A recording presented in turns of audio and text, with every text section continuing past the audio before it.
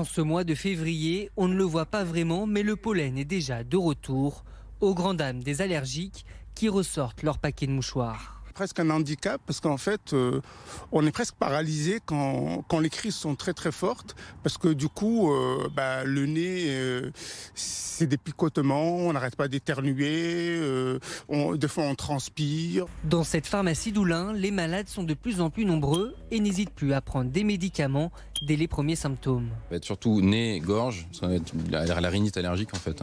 Donc ça va être ces symptômes-là. Et ce qu'on va proposer en fait, c'est ce qu'on appelle l'antihistaminique en fait, qui va arrêter en fait cet ensemble de symptômes. Donc l'antihistaminique classique, par exemple la cétirizine, c'est un grand classique.